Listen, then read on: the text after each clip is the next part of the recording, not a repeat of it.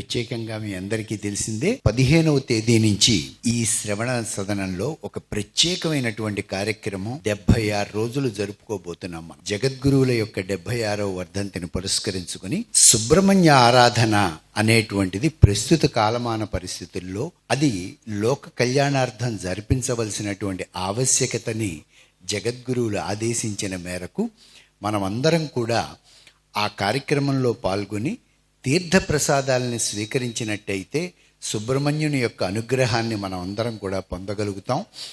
అందులో ప్రతిరోజు కూడా 2 ఋత్విక్కులు మూలమంత్ర జపాన్ని 6000 సంఖ్యగా చేసి 1000 హోమం జరపటం అనేటువంటిది జరుగుతుంది.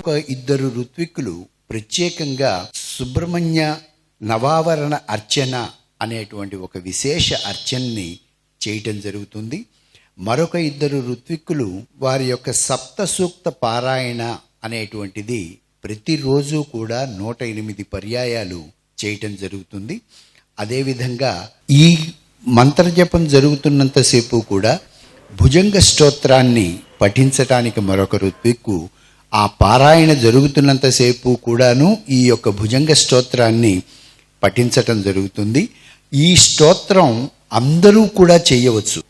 ఋత్విక్కే కాదు, భుజంగ ప్రయాగ స్తోత్రం అనేది ఆదిశంకర విరచితమైనటువంటి స్తోత్రం. దాన్ని అందరం కూడా మనం పారాయణ చేయవచ్చు.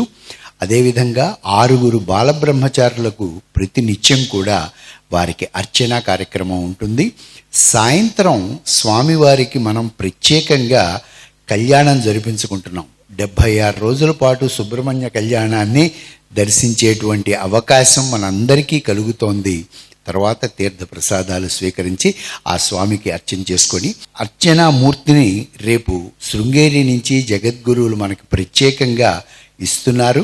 ఆ మూర్తిని తీసుకుని వచ్చి మనం ఆ యొక్క మూర్తికి ఈ యొక్క ప్రత్యేక విశేషంగా మనం సేవ చేసుకుందాం.